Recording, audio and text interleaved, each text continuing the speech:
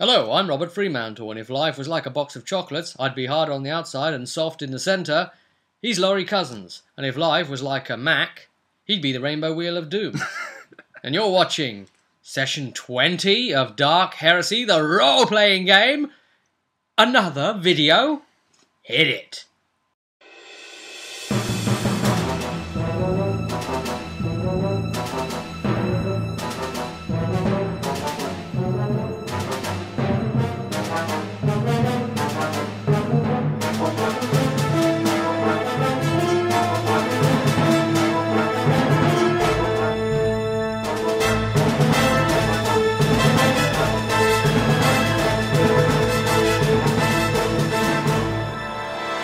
Now, the only thing I'm worried about is what they might have actually tried hitting the screen with at that point. When you said that. Yes. Don't damage your monitors, please. Although, it's a bit late for you to be saying that if they've already done it. Okay. True. I'll try. Unless we're in a time loop again. I'll try and peek over the crack. Don't damage the monitors! We played again. Yep. It was just a suggestion. Hey, you know, for closure, let's just carry on, you know, even though one of our players really wasn't happy about the idea of the system, and as we'd explained in session 9. And we said, right, we'll do it anyway. We're stuck in a room with just horrible things going on. Yeah. So we said, no, that's all right, we'll just walk forward. Just walk forward in the room. There's the pool in the centre, so that's what we did. Walk forward. And then something materialised out of the water, didn't it? Yeah. It said, weep with me. That was interesting. Yeah. Just an apparition that takes on a different form depending who's looking at it. I mean, this was part, again, of the test. These chambers are the test chambers. Yes, we each saw a unique form in front of us. So, your arbitrator, what did he see? He saw his dead partner. Mister, I'm getting too old for this shit. Yes. Well, you already are too old for this shit. You're dead. Yes. Then there was Pete's Psyker. Yeah. What did he see? He saw the current Inquisitor with all these weapons pointing straight at him. Then Kisdeen saw Caractacus, who's possibly her father, she thinks, maybe. And Jerichus saw the Chaos Space Marine Librarian from his past that he's had repressed memories brought out from that. To the head he took some while ago. We had to overcome them all. We had to work out how to overcome them. I found that interesting, actually. An interesting challenge. It was something that had to sort of set off a willpower test, wasn't it? Yeah. To try and overcome it. So, Jerichus, he didn't know that it was that as the function. You could see that they were performing like us and people were shooting at them. And well, Kisdeen decided to shoot at him. Yeah. It took damage, sort of. Well, but the damage Kisdeen took instead. Theoretically, it's immune to all damage. But however, it attacks back and uses your own attacks against you. Do you know what I never ever realised, and this only came up yesterday, that Kisdeen, the scum, only has 11 wounds, and she's rank 7. Yeah. She has not taken one sound constitution, and I was like, why? Wow. I didn't really get a proper answer out of that, but he just hasn't wanted to build her that way with wounds. And she has been losing a lot of fate points. She's down to 1 now, isn't she? I think 2. Is it 2? Wow. Okay. So, I came in with 2 with Tristan, but the last session she got blasted backwards through the room, didn't she? And would have lost 1. And this particular point she shot herself pretty much. She was trying to, wasn't she? Well, she did shoot it and then took damage. Yeah. And then she punched herself in the face and it hurt her. Running joke there. Stop hitting yourself. Stop hitting yourself. Stop hitting yourself. Because she was going to, because they copy whatever you do, right? So she put a gun, a shotgun under her neck, and she saw Caractacus, the vision of Caractacus, do the same. And he was like looking at her with kind of like bleeding eyes a little bit, but yet a smile as well. And it's like, look, you know, if I'll do it too, you know, and then that will get you, kind of thing. How about that in reverse? We talked her out of doing that. Yeah. She's really is a wild card, isn't she? She's something else. What the heck, man? So yeah, she just settled on punching herself in the face. Yeah. To test it that way. Yeah. And it hurt. Doubly so. Yes. Yeah. Of course, she hit herself. Yep. The image hit itself. Yep. But the image damage the image took. Jerichus could see that he wasn't getting anywhere.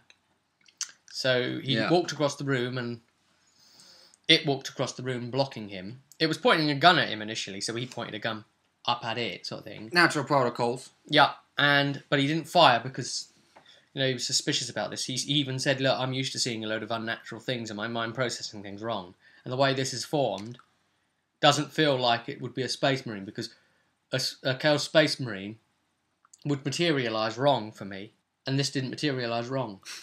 Normally you'd say, this didn't materialise right. But in Jericho's case, this didn't materialise wrong. Yeah. To his sensory deviation that happens inside his own his head. heads-up display. Yes, that's right, his internal. Maybe he didn't see it had a health bar on it or something. Mm-hmm. Which his own psyche creates. His own intellectual, creative side. Yes. He just fell to his knees, dropped his weapon in front of him, and prayed to the Emperor. That's what he did. Yep. As part of his brainwashing, he's programmed to worship the Emperor. And be completely and utterly loyal no matter what, pretty much. Yes. No deviations from service. And so that's what he did, and he overcome it with willpower. It wasn't so much willpower of faith, it was just willpower of programming. Yeah. Brainwashing. So he overcame his one, and it sort of faded out just into like a gaseous shape again with two pinprick eyes. No, just a humanoid-ish.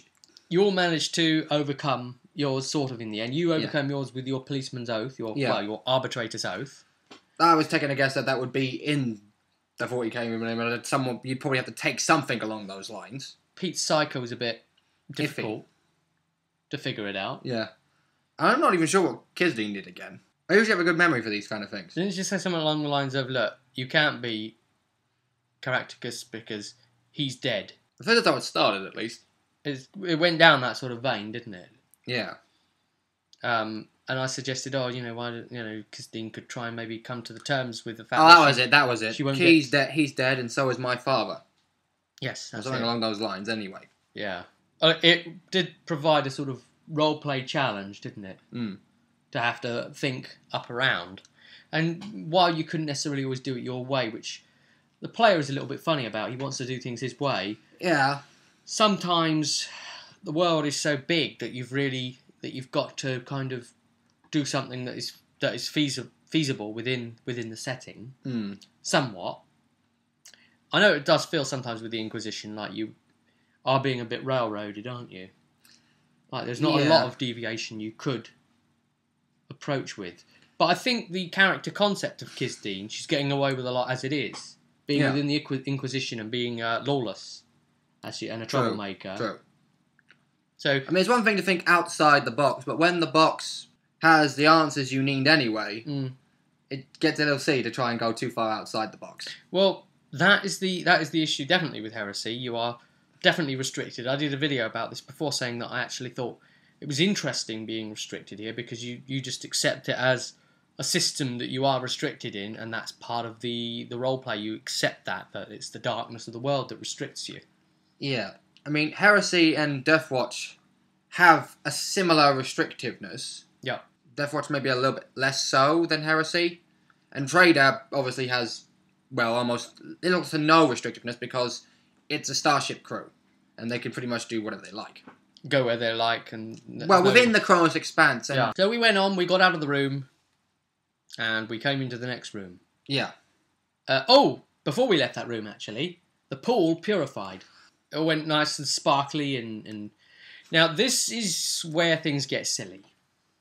And they do get silly. Warning GMs and people thinking of running this, because we all thought this was a bit silly come the end, didn't we? All of us, including Craig, who was GMing it. Craig's taken over from Laurie on the GMing of this. Yeah. They give you the pool so that you can refresh yourself with it, get fate points back, get health back. If you drink the water. Yeah. Get one of your daily fate points back. You can put your weapons in there. And doing so will sanctify them. For X amount of hours. Which is useful against demonic. Anything with the demonic trait.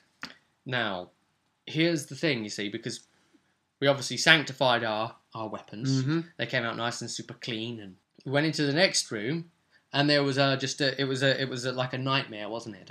A mass of writhing things and limbs and things, wasn't it? Growing out of the Yes. sort of just a chaotic. The walls and ceiling are spawn stuff, aren't they? Really, spawn of nightmares. Yeah. And standing in the middle of the room was Ignato, without any skin. Of course.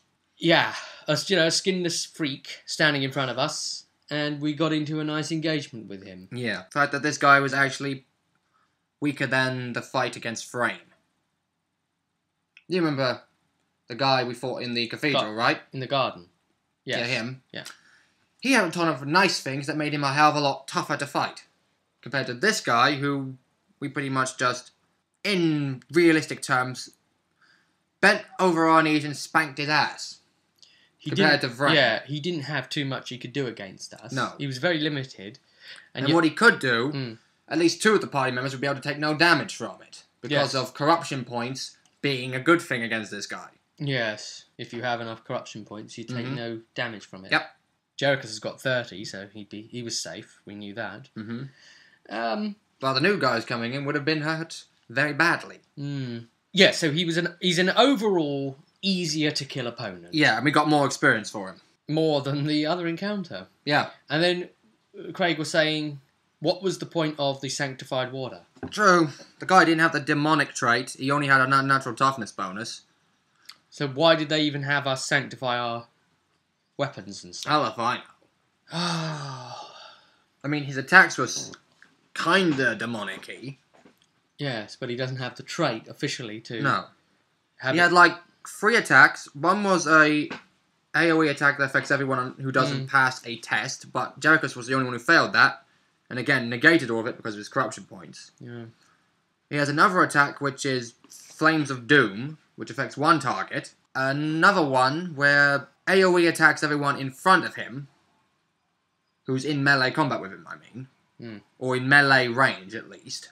But the problem with Heresy, for melee attacks, so now of that caliber, is the sheer fact the amount of guns and that majority of players are using guns because their classes have ballistic skill upgrades cheaper than the weapon skill upgrades. But also, it is a sci-fi game. It should lean towards guns more, really. Yeah. I mean, the only 2, maybe there's only 2, as far as I'm aware, that have an easier time with melee weapons are the soldier, obviously, the guardsman, and, actually, I think the guardsman is the only one who actually has an easy starting value with weapon skill and strength, compared to other ones.